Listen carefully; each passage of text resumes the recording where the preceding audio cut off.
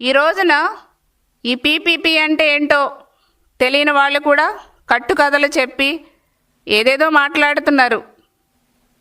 ప్రతి కుటుంబానికి కూడా భరోసా ఇచ్చి, ప్రతి వ్యక్తికి కూడా రక్షణ ఇచ్చి, ప్రతి రోగికి కూడా నాణ్యమైనటువంటి వైద్యం అందించటమే కూటమి ప్రభుత్వం యొక్క లక్ష్యం. ఎన్ని అడ్డంకులు వచ్చినా, వైసీపీ లాంటి వాళ్ళు ఎన్ని దుష్ప్రచారాలు చేసినా, ప్రజలందరికీ కూడా మెరుగైన వైద్యం, యువతకు నాణ్యమైనటువంటి విద్య అందించడంలో ఈ కూటమి ప్రభుత్వం వెనుకాడదు అనేసి కూడా నేను ఈ సందర్భంగా తెలియజేస్తున్నానండి. అంతేకాకుండా ఒకసారి ఆలోచిస్తే రాజకీయాల్లో కూడా రెండు రకాల మనుషులు ఉంటారండి. ఒకటి ప్రజలకి